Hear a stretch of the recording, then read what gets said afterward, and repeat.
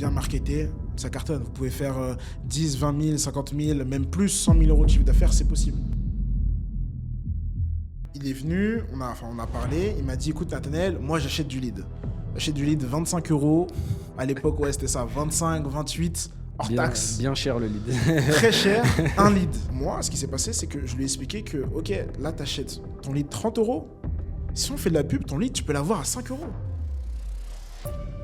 Première chose, d'un point de vue agence, si tu veux que ton client reste sur du long terme avec toi, il faut qu'il ait du résultat. Sinon, ça sert à rien. Parce qu'on a des clients, on va faire des vidéos hyper quali et tout. Tu regardes sur la bibliothèque publicitaire Facebook, c'est encore des visuels, tu vois. Bonjour à tous, bienvenue dans ce podcast. Pour l'instant, il n'y a pas encore de nom pour le podcast. Mais l'idée, c'est qu'on puisse parler de marketing, d'actualité, qu'on puisse aussi échanger nos opinions avec Ismaël. Exactement. Et qu'on puisse essayer de vous donner un maximum de valeur. Donc, j'espère que vous allez aimer ce podcast. N'hésitez pas à vous abonner, à liker la vidéo et à aussi la partager. C'est ça, hein, c'est le but. Donc, pour remettre un peu dans le contexte, je pense qu'on va faire ça à chaque épisode. Hein. Ouais. Mais nous, du coup, on est une agence de génération de leads. Je ne sais pas si tu veux qu'on s'appelle encore comme ça ou pas, parce acquisition, on fait plus que ça. Voilà, c'est ça, c'est un peu plus que ça. Maintenant, on fait plus de l'acquisition, mais on a commencé avec la génération de leads. Et du coup, on aide les organismes de formation tout simplement à développer leur partie acquisition, que ce soit d'un point de vue génération de leads, mais aussi d'un point de vue commercial, la partie commerciale, sur laquelle on est en train d'améliorer encore là aujourd'hui, parce que c'est le plus important au final. Ouais, au final, c'est le plus important, c'est vrai. Donc voilà. L'objectif, de toute façon, pour te dire, hein, c'est là de parler un peu des sujets marketing liés à la formation. Ouais. Donc on va faire plein de petits sujets comme ça que j'ai vus sur l'expérience qu'on a aussi avec nos clients. Et on va pouvoir débattre, hein, tout simplement, c'est le but. Hein. C'est le but. De toute façon, on fait ça. En vrai, on fait ça quotidiennement. On est en train de débattre. Donc, exactement. Là, c'est juste que c'est filmé. Ah, c'est ça. On débat dans la voiture. Là, juste c'est filmé. On débat au bureau. Tout le temps. Donc voilà. On va commencer, franchement, déjà avec une première question, on va dire simple, que je vais te poser. Comment faire pour avoir des leads de manière automatique ? Aujourd'hui, dans un monde où le digital est très important. Il y a plusieurs manières aujourd'hui d'avoir des leads de manière automatique. Soit tu décides de faire la publicité payante, et dans ce cas-là, tu as tous les canaux publicitaires habituels. Donc, ça va être Facebook, Instagram, Snapchat, TikTok, Google, YouTube. Tu peux même aller plus loin, LinkedIn, etc.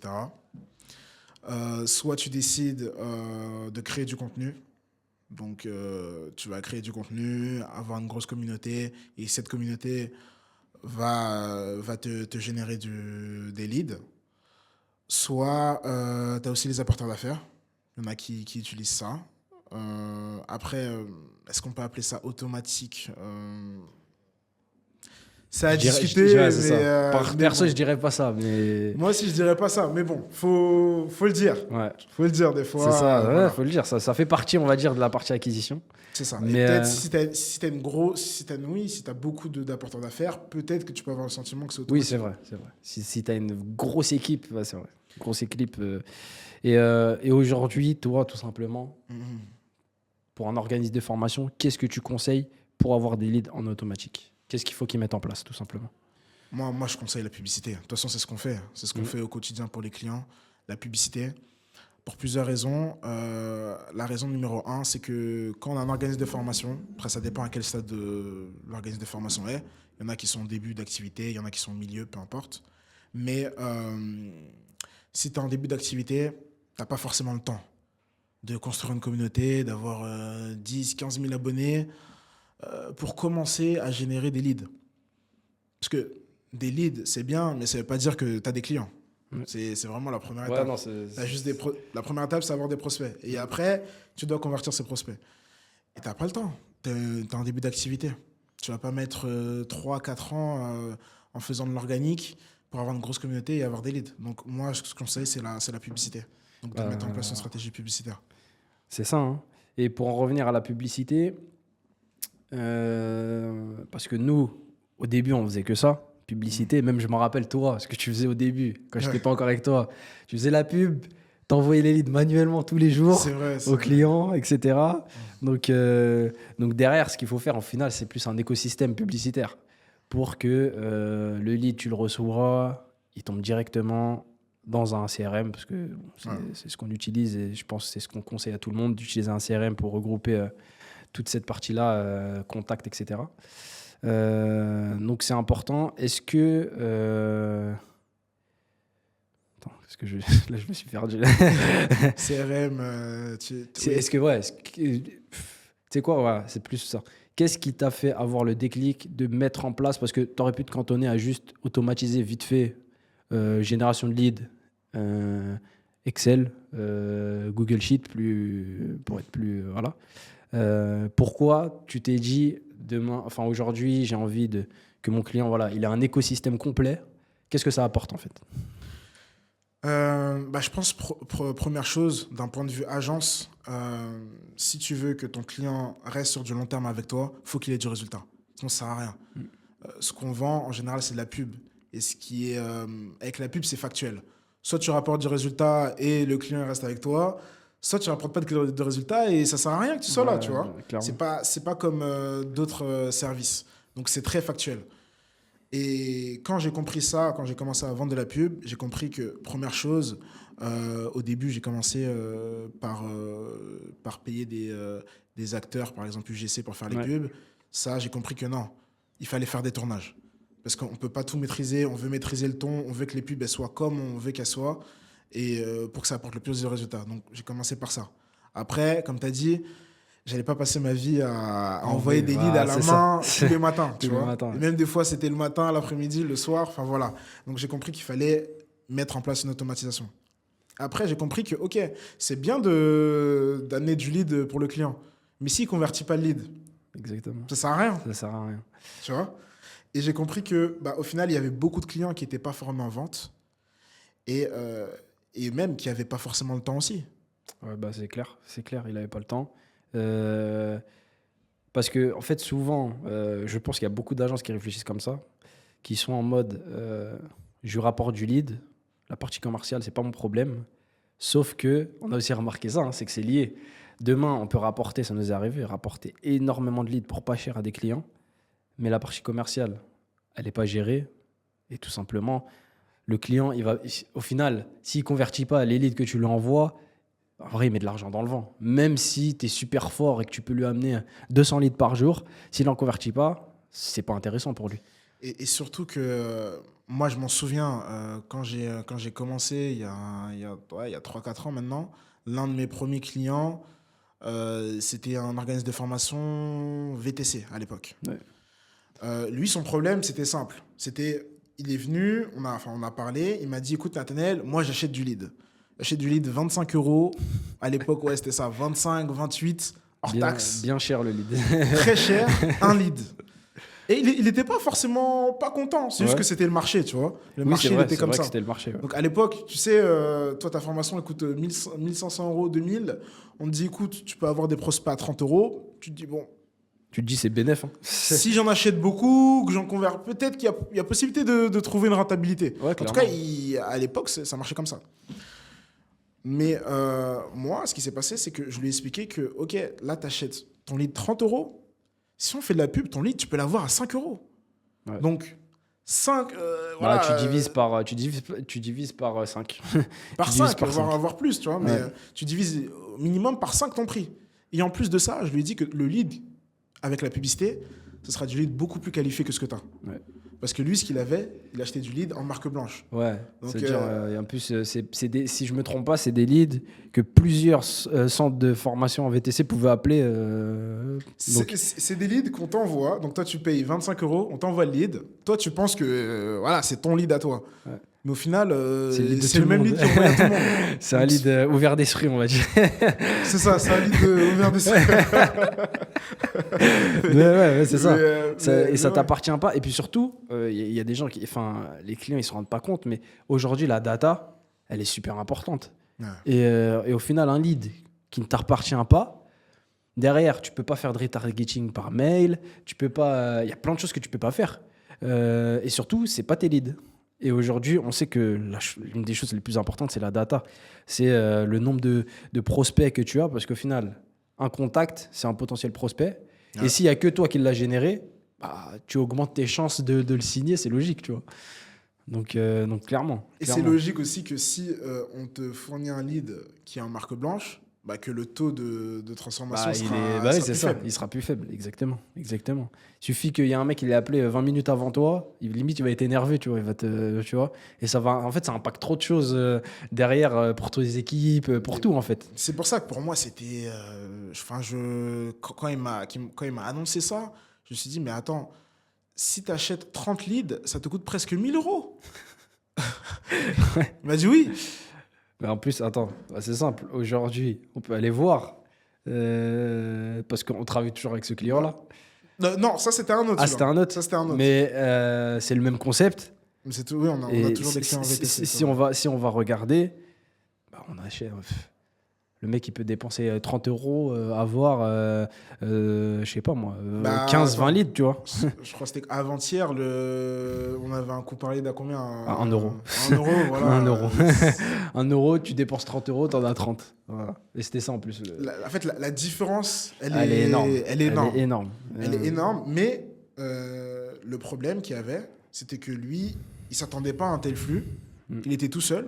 Et Oui. qu'est-ce qui s'est passé? Bah, très Submergé. rapidement, j'ai compris que le lead que je lui ai envoyé le lundi, Il l'appelait le lundi d'après, limite. ouais, même des fois plus. Parce qu'au au début, il était régulier. Mm. Mais sauf qu'il suffit que tu passes 1 heure avec quelqu'un au téléphone, quelqu'un qui te dit rappelle-moi mercredi, rappelle-moi jeudi. Et vu que tu reçois des leads tous les jours, au bout d'un moment, l'écart il se creuse. Tu te loupes une fois, c'est le début de la décadence. Ouais, clairement. Clairement. Au final, tu Début- finis avec un lead que tu étais censé appeler il y a 3 semaines que tu n'as pas appelé que t'as encore. pas appelé. Et il se refroidit au final. C'est un lead froid limite que tu appelles 3 semaines après. Il s'en rappelle même plus qu'il a rempli ton formulaire, qu'il était potentiellement intéressé limite.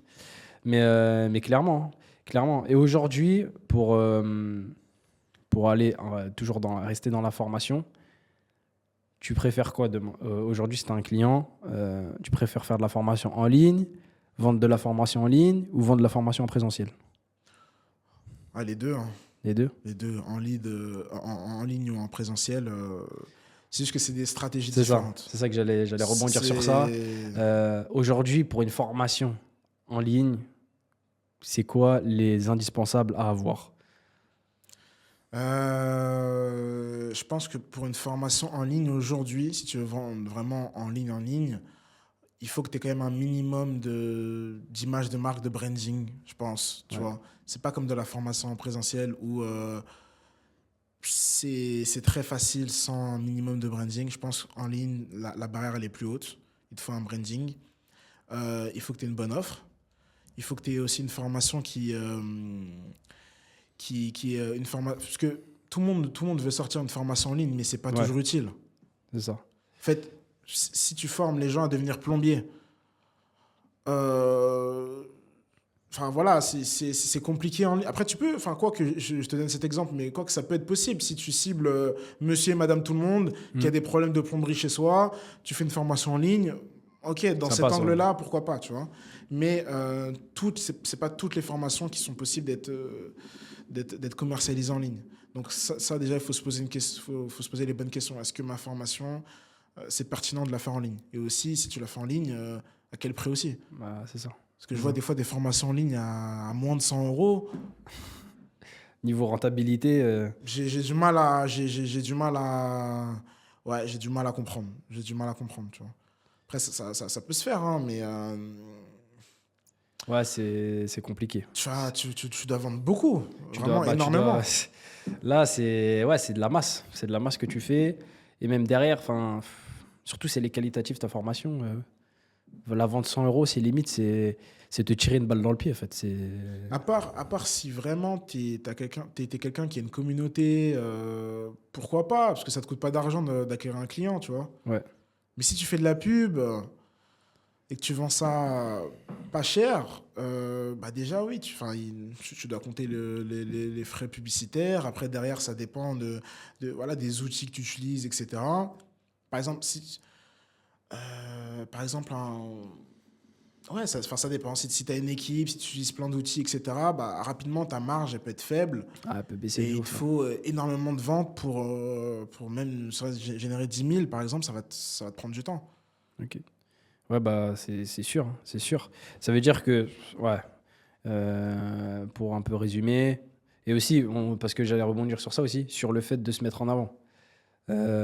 Pour moi, en ligne, par rapport au présentiel, limite, te mettre en avant, c'est pas une obligation, même si c'est Mhm. recommandé. Mhm. Mais vendre une formation en ligne et en plus vouloir être dans l'ombre, c'est compliqué. Moi, je comprends pas pourquoi les gens ils veulent à tout prix se cacher comme ça dans le monde de la formation. Mm. J'ai du mal à comprendre. Autant avant, c'était possible, mais maintenant, si tu veux atteindre des gros chiffres, etc., en fait, tu as tellement un gros avantage à te montrer face caméra. Mm. Et je pense que des fois, les gens ne se rendent pas compte de l'avantage que Ouais, c'est ça vrai, apporte de c'est se vrai, montrer face c'est vrai. caméra. Je suis d'accord. Je suis d'accord et Je sais pas ce que tu en penses, mais... ouais, bah moi ce que j'en pense c'est que je pense qu'ils ont des peurs sur des détails qui en fait leur empêchent d'aller vers leur vrai objectif, tu vois. Dans le sens où on va dire est-ce que je passe bien à la caméra, j'ai pas envie que mes proches ils voient mes vidéos, même j'ai limite l'impression, tu sais, on dirait, parce que nous on nous a déjà fait plein de fois, on a eu plein de rendez-vous, tu vois, comme ça, où tu as l'impression que les mecs c'est des patrons de cartels, faut pas que la police, l'URSSAF tombe dessus, tu vois, il y a un délire un peu de... T'as l'impression qu'ils ont une deuxième vie, alors que genre, c'est juste te montrer parce que tu représentes aussi ta formation et c'est beaucoup plus puissant aujourd'hui de te mettre en avant, bah, tout simplement pour surtout de la formation en ligne, que d'être dans ton coin et de prendre un acteur que tu qui connaît même pas bien le marché. En fait, c'est se tirer une balle dans le pied pour moi. Et en plus, ça se sent quand même, tu vois. Enfin, après, il y a des très bons acteurs, mais Ouais, mais ça se sent quand c'est ton business, quand tu c'est ça, présentes ton c'est ça, business c'est ça, c'est ça. et quand c'est pas le tien. Tu dois mettre en avant des choses, des case studies, ce genre de choses. Quand tu les incarnes, ça se voit direct. Quand tu es sincère, tu vas sortir des anecdotes que le lecteur il peut pas connaître parce que voilà, il a pas fait tout Mais ce chemin-là, il a pas il tout n'a le pas parcours. Ouais. l'expérience, etc. Donc clairement, c'est clairement ça. Et du coup, au niveau, pour rebondir à la première question que je t'ai posée, pour toi, pour vendre une formation en présentiel en utilisant les ads, c'est quoi les prérequis? Il n'y a pas forcément besoin de beaucoup de prérequis quand on regarde bien. On a eu des clients qui n'avaient pas énormément de choses. Mais moi, ce que je dirais, c'est déjà, il faut prévoir un budget publicitaire. Mm. C'est important. Au niveau du budget, moi, ce que je conseille toujours aux personnes, c'est aller au minimum, prévois 800, vraiment grand minimum. Mais t'attends pas, mais tu Ouais. peux quand même avoir des petits résultats. Ça va dépendre de ta niche, mais tu peux On va avoir des dire c'est le résultats. minimum, ouais, pour avoir des résultats. Au mieux, bon, tu peux monter, mais au mieux, je dirais, oui, si tu dépenses 40 euros par jour, c'est déjà bien. C'est déjà bien en pub. Donc déjà, avoir ce budget-là, donc pour moi, je dirais budget publicitaire, tu dois être OK avec ça. Mettre en place, du coup, des campagnes publicitaires sur Facebook, Instagram, c'est très bien dans un premier temps. Tu as d'autres plateformes, mais tu n'es pas obligé. Et avoir une équipe, avoir un CRM pour traiter les leads, donc avoir quand même un minimum de tracking et avoir une équipe de vente, Ok. Ouais, c'est je le. pense. Si jamais tu n'as pas l'équipe de vente au début, tu peux commencer, toi, à prendre les calls toi-même, mais très rapidement, il faut que tu délègues. Ouais. Tu peux pas, la personne, je lui conseillerais ça. Tu peux pas faire les formations et en même temps faire les appels, en même temps faire la facturation, en même temps. Enfin, non, Ouais, tu peux pas être partout. Ouais, tu peux clairement, pas être partout. clairement. Et ça, c'est un problème aussi. Pour rebondir, ça, c'est vraiment un problème au niveau même des clients qu'on a, nous. Ils ont beaucoup de mal à se détacher de leur business dans le sens où il y a des tâches, on va dire, qui sont substituables. Tu vois. Par exemple, répondre aux commerciaux sur est-ce que cette session-là, je me souviens plus si c'est. Tu sais, c'est des trucs qui sont automatisables, tu peux prendre une assistante. Et pour moi, ils perdent beaucoup de temps sur ce genre de tâches qui sont délégables facilement et qui te font plus perdre de temps qu'autre chose. Bah après, je pense que c'est pas tout le monde qui se rend compte de ça. Ça va dépendre des organismes de formation. Il y en a qui ont déjà une vision, Ouais. qui comprennent que, OK, là, ça marche, je peux peut-être faire des très gros chiffres. Et si je veux faire des très gros chiffres, il faut que j'ai une équipe. Ouais. J'ai besoin d'une assistante, j'ai besoin de je sais pas, d'une personne qui gère mes réseaux, j'ai besoin de... Et là, tu constitues une équipe et là, tu vas loin. Tu pousses, tu pousses, tu pousses. Mais il y en a qui n'ont pas ce réflexe-là de créer une équipe, d'avoir un système qui peut tourner sans eux. Il y en a qui n'ont pas ce réflexe-là. Ils n'ont pas ce Mais réflexe. au bout d'un moment, tu es obligé parce que ça Bah, va forcément impacter ta vie, tu vois, ça va le de ne pas ressentir. avoir de système. Ouais, bah t'as pas de système, tu fais que travailler. Hein. Bah, tu peux rien faire. Tu pars en vacances, tu dois prendre les appels. Ouais, c'est ça. Je sais pas, moi, t'as des enfants, tu dois les garder. Tu peux pas parce que tu dois faire une formation. Ouais, t'as c'est ça, rien c'est prévu. ça. En fait, t'es sous l'eau. T'es sous l'eau. Et il y a beaucoup de, que ce soit dans la formation, que ce soit des OF, enfin des organismes de formation, mais aussi des CFA, qui te disent qu'ils sont tout le temps sous l'eau, alors qu'il y a juste un problème organisationnel. Ouais, c'est Et ils vrai. se gèrent mal, tout simplement. En fait, les gens, tu as l'impression qu'ils font exprès de se mettre dans le pétrin, pour rester poli. Et ils cultivent ce truc de toujours être sous l'eau, alors que c'est juste une question d'équipe, tu vois, où ils ont des gens qui sont incompétents, tout simplement. C'est vrai. Et une question d'organisation où, je sais pas moi, on va prendre l'exemple pour remettre dans le contexte de la génération de leads et des ads. Organiser un tournage, bah, tu vois, c'est pas compliqué à mettre en place, d'être prévenu 2 semaines avant, voilà, cette telle date, je suis dispo, tu viens à telle heure, tu vois, c'est pas un truc de fou de mettre en place ce genre de choses, tu vois. Oui, non, c'est vrai que tu as raison. Au niveau de l'organisation, et malheureusement, pour faire du bon marketing, après, je sais pas si c'est l'organisation ou si c'est juste que bah, des fois, ils ont du mal à voir l'importance Ouais. et à dégager du temps, tu Ouais. vois. Je pense que les gens qui comprennent vraiment que c'est important, ils dégagent assez de temps, que ce soit pour faire des tournages, des vidéos ou des choses comme ça. Mais quand tu as l'impression que c'est pas hyper important, bah, tu te dis non, il faut que je fasse C'est des ça. factures avant, des devis. ça, Enfin, c'est ça. voilà. Ouais, ils mettent leur t'as ça aussi, importance, tu ou vois. peut-être qu'ils trouvent ça important, mais ils mettent la même importance sur d'autres trucs qui le sont moins aussi. Donc, ouais, c'est ça. Mais Ils arrivent après, il y moins a à aussi se- il y a aussi un problème que tu as soulevé au niveau des compétences en marketing. Mm. C'est vrai qu'il y a un gros problème sur le marché au niveau du marketing.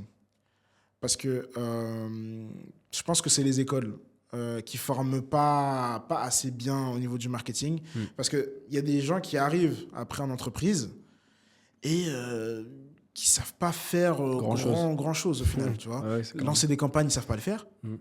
Parce que à l'école, Tu surtout l'apprends les pas. écoles de marketing, il y en a très peu qui savent, qui apprennent ça. Tu l'apprends, mais vite fait. Vite fait. Parce que moi, je l'ai fait, donc voilà, Ah ouais, j'ai tu l'expérience. le sais. Mais je le vois, tu vois. Je le vois. C'est vrai que, en fait, les gens, pour moi, ils pensent que c'est facile, le marketing. Ils pensent que déjà, ils ont un a priori dessus, ils vont dire qu'il faut mentir, etc. Bon, ça, tu connais, c'est de la manipulation, ce genre de choses, de un. Et de deux, ils sont, ouais, mais moi, je sais faire du marketing, t'inquiète pas, parce que tu sais dire, voilà, si vous êtes intéressé par la formation, cliquez en bas. Mais c'est pas ça. C'est beaucoup de psychologie. On en rigole souvent, mais les 5 niveaux d'awareness, tu vois, ce genre, C'est vrai. ce genre de termes techniques qui sont des termes techniques, ok. Mais en dehors de ça, c'est vraiment des trucs qu'il faut mettre en place, tu vois. Les niveaux de conscience, il faut vraiment les étudier, il faut les tester. On ne sait pas forcément quel est le niveau de conscience de ton client. Je sais pas, le niveau 4 par exemple. Peut-être que tu t'es trompé et que c'est pas ça qu'il veut le client, c'est en testant, etc. Et pour moi, je pense que les gens, ils pensent que le marketing, c'est du one-shot. T'es fort en marketing, je viens, je suis un client, tu vas savoir en 2-3, en un mois, tu vas transformer mon business. Alors que pas du tout. Non, pas du tout. Non, non mais ça demande, ouais, ça demande beaucoup de tests. Après, tu peux réussir rapidement. Ouais. Y a des niches où c'est plus facile que d'autres. Clairement. Mais dans la formation, franchement, des fois, tu vois des formations dans tout type de domaine. Et c'est vrai que, non, mais tu as raison. Les gens ne sont pas au courant de tout ça au niveau du marketing. Ils pensent que c'est juste une vidéo, que C'est c'est ça. juste un script. Mais derrière, non, derrière, il y a du travail. Comme tu as dit, tu dois comprendre les niveaux de conscience de ton client, où il en est.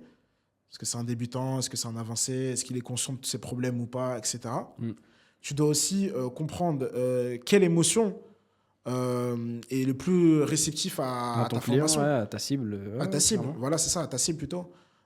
Voilà, il y en a, tu vas leur parler d'épanouissement et ils vont être réceptifs parce que c'est ce qu'ils cherchent. Ils cherchent pas forcément l'argent, Ouais, c'est ils ça. veulent juste être épanouis dans quelque chose. Exactement. Donc quand tu leur dis ça, ok, cette personne elle me comprend. Il y en a, c'est plus l'aspect financier, l'aspect rentabilité. S'il paye ta formation, il faut que ça soit rentable. Si c'est pas rentable, il la paye pas. Il la paye pas. Et du coup, dans ton discours, tu dois axer parler sur de ça. cette manière-là, tu vois. Mais c'est vrai que non, des fois, oui, c'est vrai que les gens sous-estiment et pensent que c'est très facile, surtout que maintenant, la publicité, c'est beaucoup ça. Tu dois vraiment te mettre à la place du client, du persona, écrire un bon script, être créatif. C'est plus dur qu'avant quand même. Ouais, c'est plus. Bah oui, clairement, parce qu'avant, déjà avant, on faisait des visuels. Après, on faisait des vidéos. Les vidéos, elles étaient basiques, on va dire. Et petit à petit, on se casse la tête, tu vois. Même des trucs bêtes, hein, mais sur le matériel, sur emmener en tournage dans des endroits comme ça, tu vois. Où tu as un beau décor pour tourner ta VSL et on n'est pas dans ton bureau où derrière le papier peint, il est déchiré, tu vois. Faut essayer de toujours voir plus loin. Et je pense que ça, c'est ce qu'on fait bien. C'est que à chaque fois, même quand ça marche, parce que ça, au final, on a toujours marché, on marche toujours, mais on essaye d'amener un petit peu à chaque fois une nouveauté, un petit truc, et ce qui fait aussi que les clients ils sont contents aussi, je pense. Bah ouais, non, mais t'as raison. Je pense aussi que les clients ils sont contents parce que c'est important d'accompagner les gens, surtout en marketing. Parce que ça paraît bête, mais quelqu'un qui te dit dans un script, si t'es intéressé par la formation, clique en bas. Ou quelqu'un qui va te dire plutôt, si t'es intéressé par la formation, clique en bas. Ouais. Si t'as quelqu'un qui est pas impliqué, il te dit, ok, c'est bon. Ouais, bah clairement, c'est nickel, clairement. Si t'as quelqu'un qui est impliqué, il va te dire, non, ton ton, il est pas bon. Exactement. Recommence. S'il faut recommencer 10 fois, on va recommencer 10 fois. C'est bête, c'est une phrase, mais ça a c'est des détails, ça a un impact. Ça a un impact, tu vois. Enfin, non, c'est pas un détail. Les gens pensent que c'est un détail, mais ça l'est pas tant que ça. Tu vois ? Parce que derrière, bah oui, tu parles, le mec, il est tout. Tu vois, on dirait il est morose, il lit. Tu vois, tu peux utiliser du prompteur pour faire les ads. On pourrait se dire, bon, allez, il lit une fois, on s'en fout. Même s'il y a des petites erreurs, des petits trucs, on le laisse. Non, faut aller chercher l'excellence. Je pense que c'est ce qui fait notre force aussi, tu vois. Les clients, sur le coup, je pense qu'ils sont saoulés des fois quand on leur dit de répéter 10 fois. Non, c'est vrai. Mais c'est toujours mieux qu'un mec qui te dit toujours oui. Ah, c'est parfait. Et quand tu te rends compte, à la fin, tu n'as pas de résultat. Et je pense que ça a un impact sur les résultats de nos clients. Ces petits détails-là accumulés font que derrière, on a des clients qui surperforment par rapport au marché, par exemple, tu vois. C'est vrai. Parce qu'on a des clients, on va faire des vidéos hyper quali et tout. Tu regardes sur la bibliothèque publicitaire Facebook, c'est encore des visuels, tu vois. C'est les concurrents, ils sont encore au niveau des visuels. Et ils se cassent pas la tête parce que ça marche. Mais si tu as une vision long terme, au bout d'un moment, ça va plus marcher. Mais je pense aussi c'est parce que pour moi, le métier de média buyer, ça va changer dans les années à venir. Ça va changer le métier de média buyer. Les gens vont comprendre que c'est autant un métier technique qu'un métier limite de vidéaste. Clairement. Et tu dois développer ça. Tu dois avoir des compétences en film making, c'est ça comme ça, autant que des compétences techniques. Et tu dois pouvoir allier les deux, parce que ça se ressent trop. Ça se ressent trop dans les publicités. Ça se ressent trop et clairement. Ouais, comme tu as dit, des compétences en filmmaking, savoir cadrer, comprendre, tu vois, je sais pas moi, comment filmer, tu vois, si le mec, il a un ton un peu stressé, etc., il y a des angles à utiliser, peut-être un peu zoomer sur lui, etc. C'est plein de trucs où le métier de media buyer, c'est plus de la technique en vrai. Même pour moi, c'est du 70-30, tu vois. 70% de créativité, de créativité créative. De toute façon, c'est le plus important. Oui, c'est le plus important. Et 30% je vais te mettre le secteur, je vais te mettre en stalk sur ces intérêts-là, etc. Il y a encore des média buyers qui sont dans ça parce que c'est de la technique. Donc les clients, ils se disent, c'est sûr que c'est ça, tu vois. Mais la réalité, ça n'a rien à voir. Ils sont à côté de la plaque. La réalité aussi, c'est... Il y a une réalité vachement psychologique et aussi tu dois comprendre les stats. Parce qu'il y en a, ils peuvent savoir lancer des publicités. Si tu ne comprends pas les stats... Tu fais rien avec. Il se passe un truc, tu as dépensé 50 €, tu n'as aucun lead, tu ne comprends pas les stats, tu te dis... Eh, c'est nul, je coupe. Ouais, c'est vrai. Tu comprends les stats, tu dis, ah, c'est pas normal, parce qu'avec ces stats-là, je suis pas censé avoir ça. Tu Donc regardes, on laisse encore un peu plus. Ouais, tu vois ce que je veux dire? Un exemple sur le hook rate, par exemple. Tu Ouais, vois. le hook rate. Le mec, par il exemple. analyse pas. Ça se trouve, il y a juste le début de la vidéo à changer pour accrocher le spectateur. Mais la suite de la vidéo, le spectateur, tu vois, il est là, il trouve intéressant le discours. Et la vidéo, elle va péter. Et derrière... Mais après, je pense qu'il y a aussi cet aspect de, par exemple, pour le hook rate, bah, comme tu dis, il y a cet aspect que si ton hook, il est pas bon et que t'es pas quelqu'un qui a pris le temps de faire des publicités, qui a pris le temps de penser à toutes les éventualités, bah, tu te dis, oh, le hook, il est pas bon. Qu'est-ce que je fais? J'ai plus de publicité. Ouais. Et si t'es pas du genre à dire, écoute, on fait un tournage parce que dans ta manière de facturer, etc., pour toi, non, tu veux pas faire de tournage, un vidéa, c'est trop cher, le matos, c'est trop cher, etc., etc., bah t'es cuit. Parce que t'es avec les mêmes pubs, tu vas dire, bon, je vais tenter des visuels, des trucs et tout, et ça dépend des marchés. Après, il y a des marchés où peut-être ça peut marcher, mais... faut se casser la tête. Non, oui, il y a des marchés, il y a des marchés qui sont simples encore, tu vois, et les gens ne se cassent pas la tête, mais c'est clair que il y a beaucoup de marchés où les gens aussi, en fait, tu retranscris aussi l'image de l'entreprise. Demain, on fait des belles vidéos, comme je t'ai dit, dans des endroits comme ça, ou même, en tout cas, il y a un scénario, il y a un truc, tu vois qu'on se casse la tête, les gens ils vont se dire, ils sont sérieux, tu vois. Ils sont sérieux, et ça retransmet une bonne image de l'entreprise. Parce que aujourd'hui, on va dire les termes, hein. Un organisme de formation qui veut faire des gros chiffres, la publicité, ça va faire partie de son numéro 1. Ça va être le numéro 1 en vrai. Ouais, quasi. Quasi, en tout cas, c'est dans le top. C'est dans le top. Il y en a certains, c'est même du 100% Ouais, c'est ça. pub. Hein. Et donc, ce qui veut dire que la première chose que le client voit quand il arrive dans ton tunnel de vente, c'est la publicité, quand il scrolle sur Facebook, qu'il voit ta publicité entre stories. Donc, il y a aussi une image à tenir, on va dire, tu vois. C'est vrai. Et c'est vrai que ça fait partie de l'image de marque. Mais ils ont du mal à tenir cette image parce que, je crois que je l'avais déjà dit dans une autre vidéo, mais ils se considèrent encore trop comme une institution. Ouais, c'est vrai que tu l'as dit. Il n'y en a pas beaucoup qui font du personal branding aussi, de rien. Et du coup, bah, c'est pour ça qu'ils communiquent pas. Ils communiquent pas, ils se disent pas que... Après, c'est difficilement... Après, ce qui est aussi compliqué, c'est que c'est difficilement traquable. Quand tu communiques bien sur les réseaux sociaux, oui, c'est vrai. Tes chiffres, c'est dur de se dire communiquer comme ça m'apporte tant.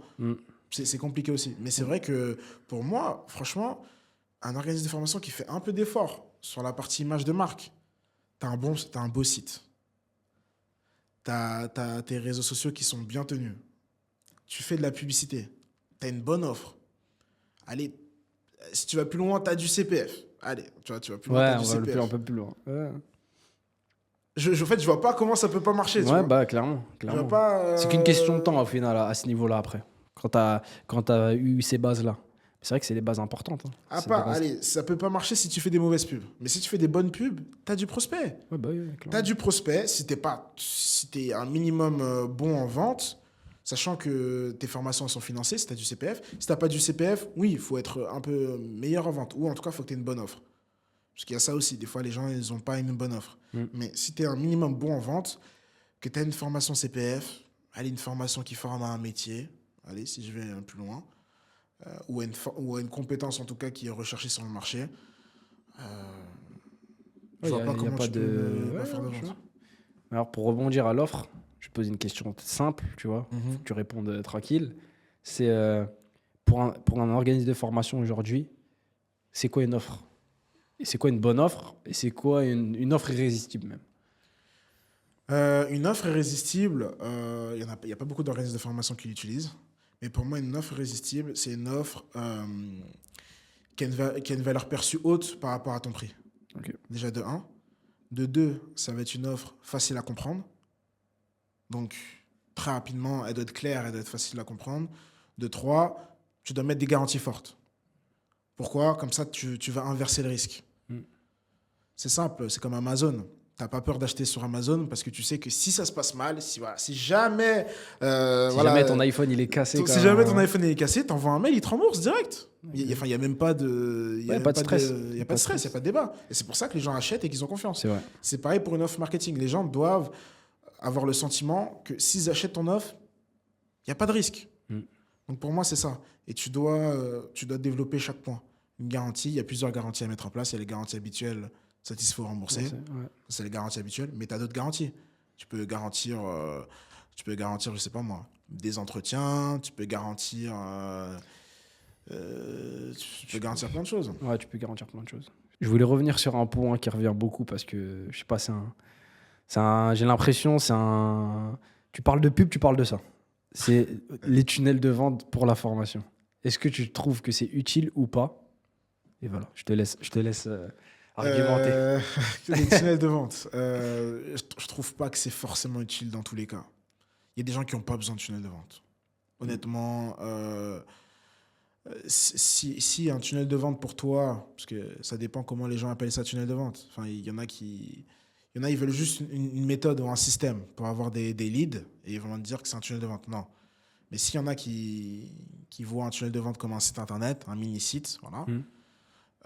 Non, vous n'avez pas forcément tous besoin d'un tunnel de vente. Voilà, je l'ai dit à la caméra. Vous n'avez pas tous besoin d'un tunnel de vente. Ouais, parce qu'il y a beaucoup de clients qui viennent nous voir en mode tunnel de vente. Genre, ils savent même pas c'est quoi le but. Mais ils ont entendu, parce que c'est un truc aussi, tu l'entends 10 000 fois, tu l'entends partout.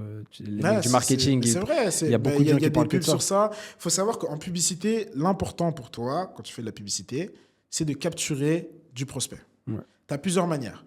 Soit tu vas faire des formulaires, soit tu vas faire un chatbot, soit tu vas faire un tunnel de vente. Un tunnel de vente, le fameux.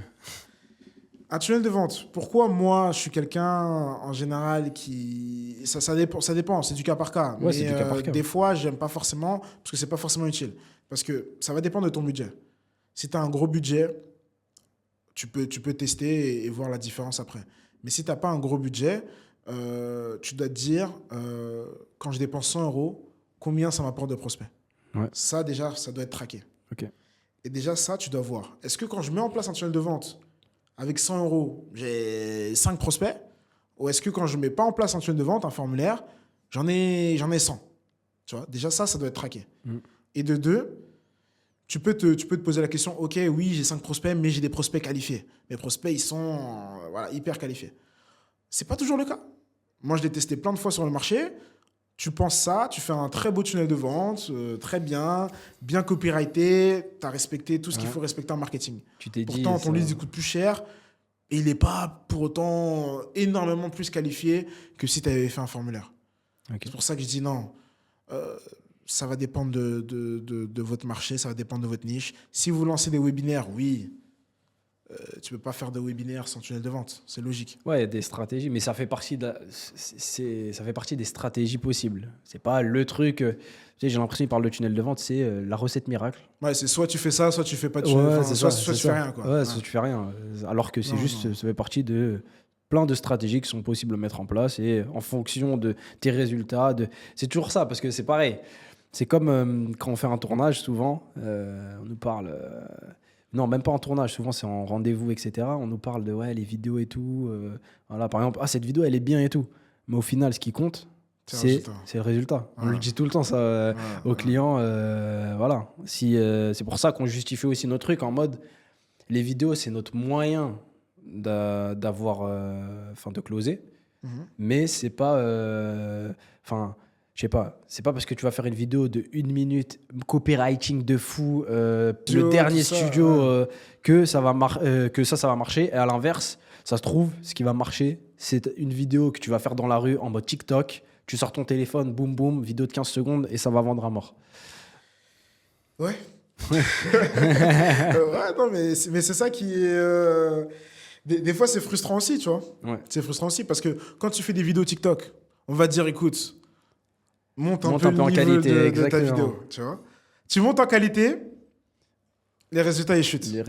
Pas tout le temps. Des fois c'est meilleur. Des fois c'est meilleur. Mais des fois ça. Nous ce qu'on traque c'est le résultat.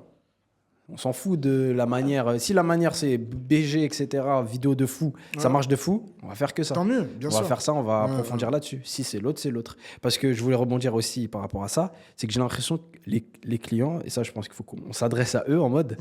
C'est le résultat qui compte. C'est vrai. Parce que souvent, ils vont nous parler de oh purée, j'ai gagné beaucoup d'abonnés. Ça nous est déjà arrivé, ça. Ouais, c'est vrai. Beaucoup d'abonnés sur TikTok, etc. Ça, c'est un résultat de quelque chose, mais c'est pas l'objectif. Tu vois, C'est pas c'est pas l'objectif. l'objectif principal, c'est limite l'objectif, c'est le dernier objectif. On s'en fiche un peu, tu vois. L'objectif, nous, quand on vient, c'est de ramener du client. Si on te ramène du client et que à côté tu me dis ouais, mais je sais pas, la vidéo, on gagne pas assez d'abonnés, ils recentrent mal leurs Ouais. vrais objectifs, quoi. C'est vrai, c'est vrai. Non, mais t'as raison, t'as raison. Faut, surtout sur TikTok ou Instagram, peu importe, les abonnés, c'est bien, mais c'est pas ce qui t'apporte du chiffre d'affaires. Mm. Faut être clair. Moi, voilà, on a déjà eu même des clients avec beaucoup d'abonnés. Euh, c'est pas pour autant que c'était leurs abonnés forcément qui leur apportaient le chiffre d'affaires. Carrément Des pas. fois, c'était Carrément pas. beaucoup d'abonnés, mais au final, c'est que la pub Peu- qui t'apporte ouais, qui exactement. t'apporte du chiffre. Donc, non, Bah, en les, fait- les gens se trompent sur ça. Ouais, c'est ça. Tu veux des abonnés, crée du contenu. Carrément, regarde, même belle transition par rapport au contenu. Est-ce qu'aujourd'hui, créer du contenu gratuitement, ça va t'apporter en termes de vente sur le long terme? Enfin, est-ce que ça va t'apporter ou c'est un avantage ou un désavantage aujourd'hui de faire du contenu gratuit pour ta clientèle? Ah non, c'est un avantage. C'est un avantage. Tu vas rassurer tes clients. Les gens auront beaucoup plus confiance en toi. Si en plus de ça, tu crées du contenu long, plus les gens t'écoutent, plus ils ont confiance. Donc, ça va se ressentir après dans ton closing. C'est vrai. Donc c'est très utile de faire du contenu. Après, il y a contenu et contenu aussi. Voilà. C'est toujours ça. Il y a contenu Ouais, et contenu. c'est ça. Mais créer du bon contenu, ouais, c'est ça. Quand tu dis créer du contenu, en tout cas du bon contenu, c'est donner de la valeur.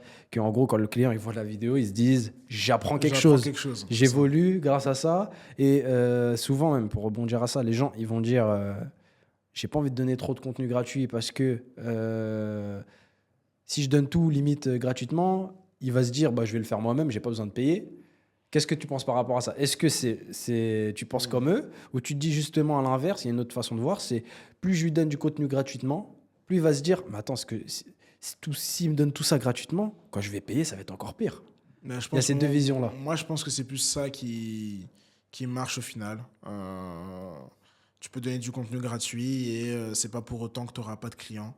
Il y en a qui vont prendre ton contenu gratuit, qui vont apprécier l'effort et qui vont se dire bah, j'ai pu voir qu'il est compétent, let's go.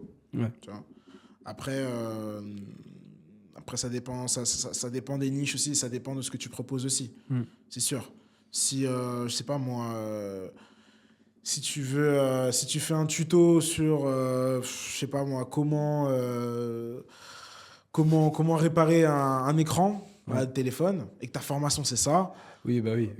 C'est sûr que. Voilà, après, en fait, il faut que ton contenu gratuit aussi, tu te dises que bah, derrière, ta formation, elle sera, bah oui, elle sera au-dessus. Oui, il faut que la formation soit au-dessus. au-dessus. Voilà, livre pas quelque chose qui est en dessous de ton contenu gratuit. Livre pas ta formation gratuite. C'est logique pour moi. Livre pas ta formation en mode gratuit et quand il va venir en formation, il va voir que c'est la même chose que ton contenu gratuit. C'est sûr. C'est sûr. Mais après, pour moi, il faut donner de la valeur. Il faut donner de la valeur et même, t'as pas le choix parce que sur le marché, il faut qu'on te différencie.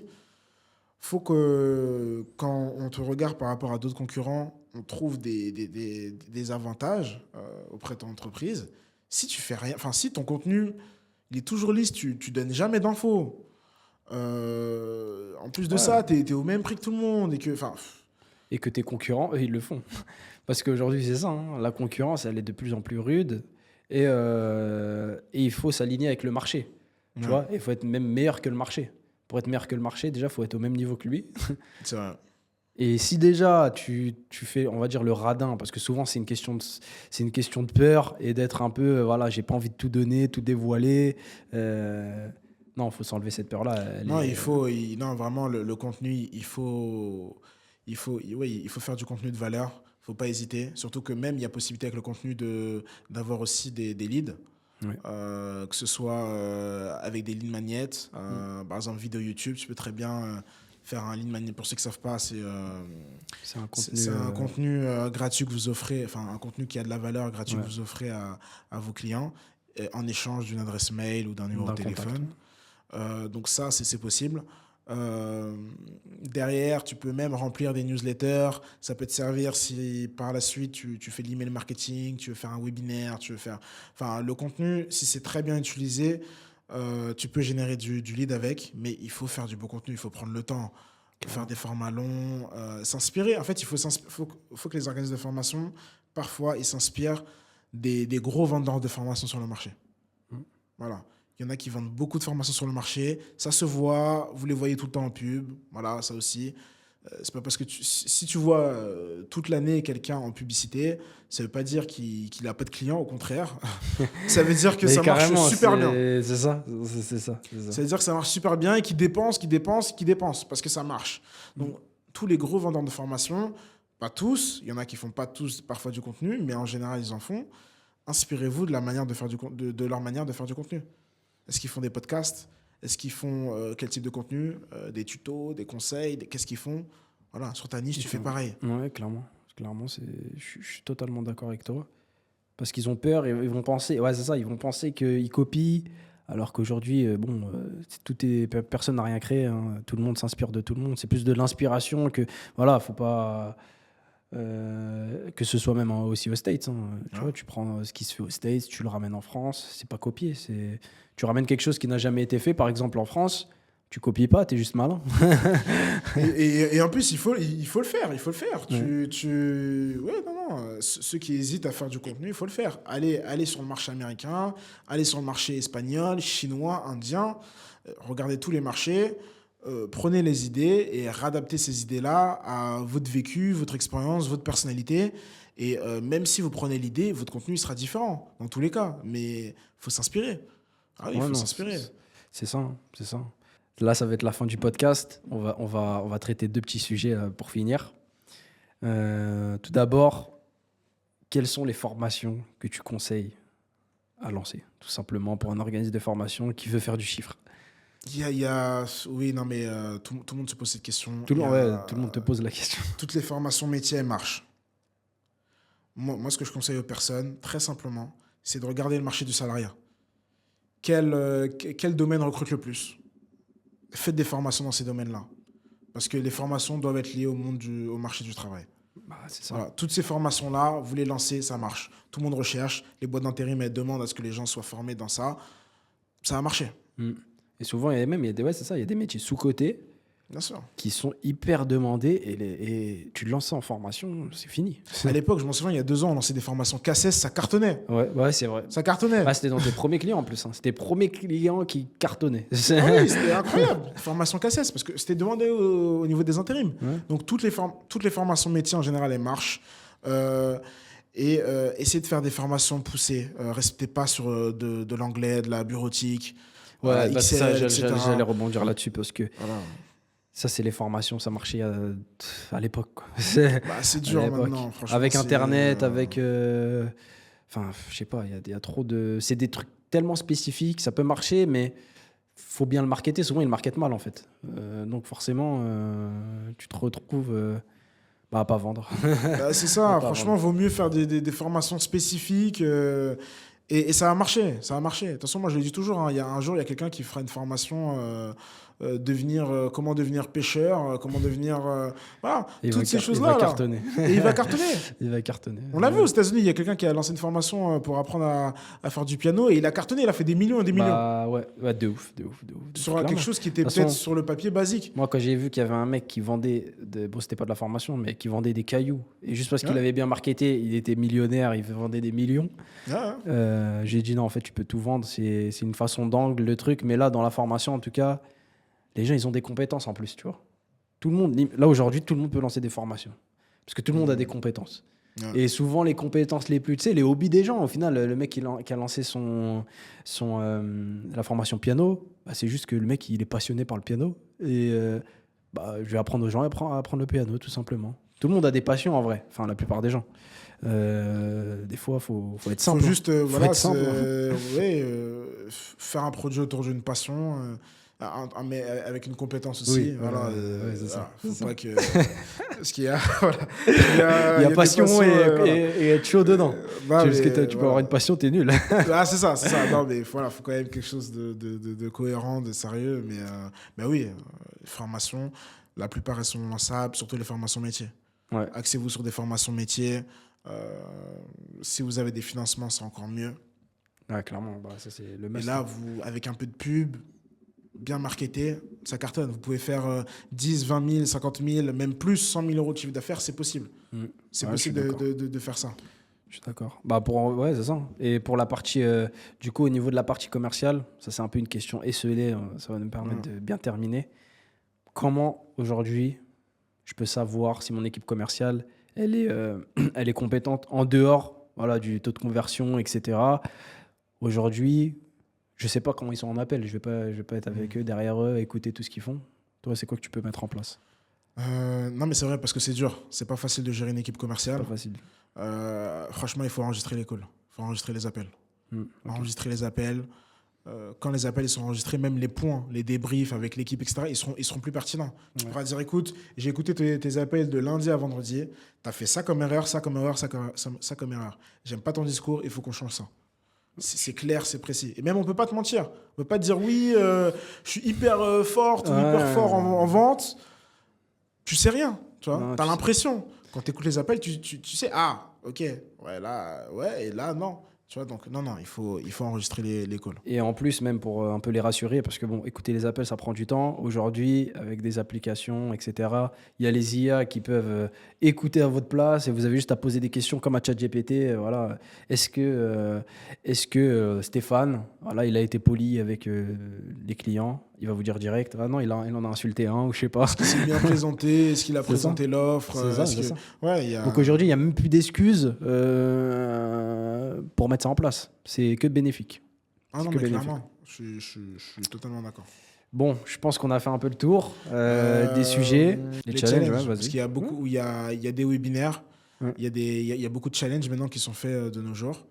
Et c'est vrai que j'en vois beaucoup parfois qui se perdent avec ça. Mm. C'est vraiment du cas par cas. C'est vraiment du cas par cas. Par exemple, quand tu prends des Yomi Denzel, voilà, il a fait un challenge, je crois qu'il a dépensé au moins 500 000 euros en publicité, je crois. Mm.